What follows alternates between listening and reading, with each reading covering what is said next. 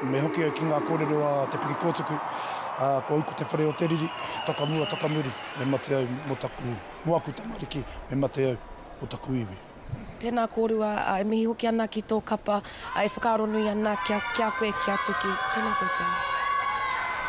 Tēnā koe te rau, hitting a brown there with our whānau from Te Piki Kōtuku o Ngāti Rongomai, but as you can see, making their way onto the stage, former champions of Te Matatini representing Mātātua, Te Kapahaka o Te Whānau a Apanui.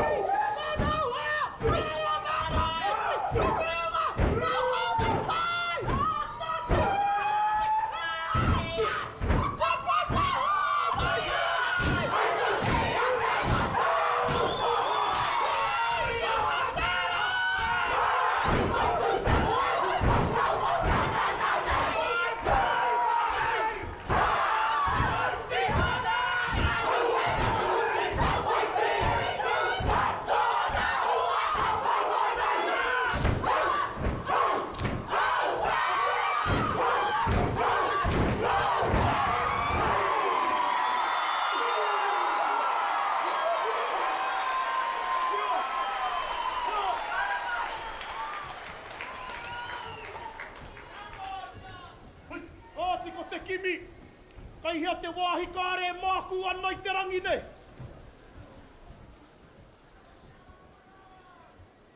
Nei te kapai tui rō maranga i te pōra, i te pauritanga. Kāre ki te atua koutou ka nohi te rangi nei. Ai tēnā koutou. Tuatahi, kuri ake kia Ngāti Whātua. Tā mai te rango, mai ia te kura Kārea tā mati mihi a Ngāti Whātua. Nō reira me pēnei taku kōrero. Ka hoki aku mahara e rua tau ki muri. Tai mai a Panui ki runga o Takapara whā. Ko te koraua nei ko taku tai. Manaki mai nei a mātau i te rau ngā matatini. Rua tau muri mai, rua te kau tau. Ko hoki mai nei. Roto iau arua te kautau. Ko huri te ao. Ko pira tarata, pira korako ngā kapahaka. Ko hangarau te ao kapahaka. Apa nui ko tae mai nei. E puehu tonu ana o mātou rori. He ki nei runa i te tōhi te parakuihi. He ki korangi tonu nā whatua te kai tātaki. Tāhua rau. Ai te mea hari atu e kautau, taku hoa tau whainga. A praore hei tīwhi tiati tēnā koe taku tino ho. Whanau nei te rā kōrero Ngāti Whātua. Nei a mātātua.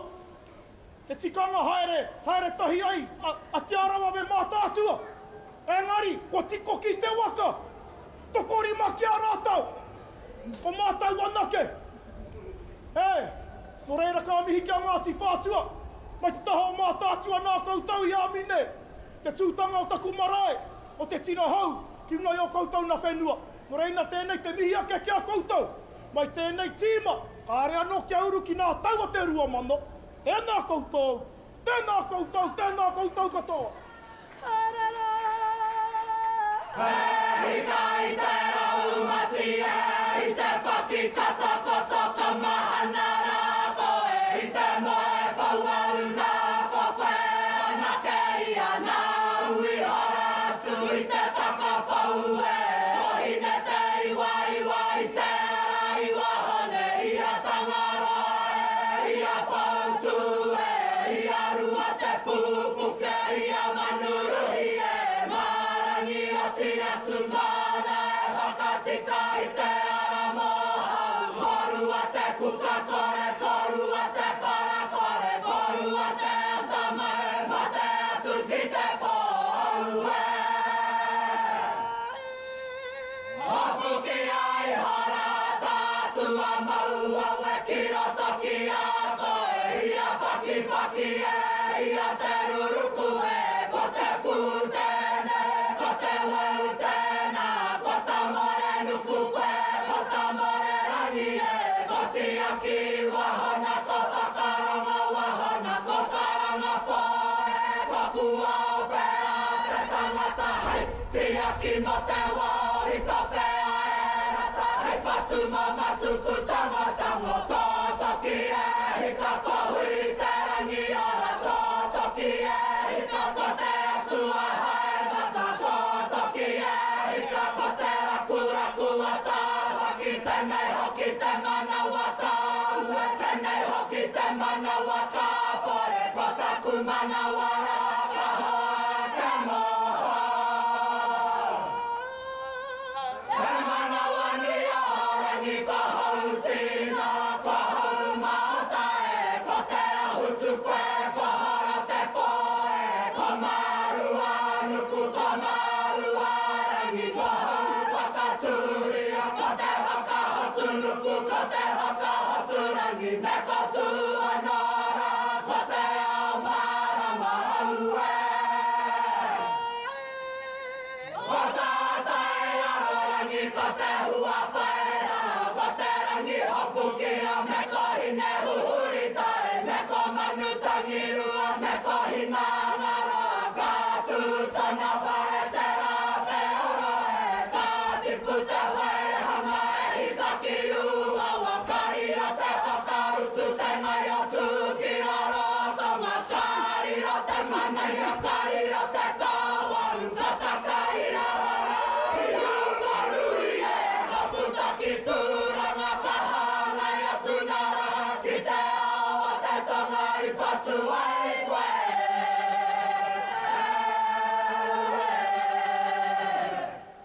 Ia whakaronga mai e tō tipuna pāpā e te mātoro hangana.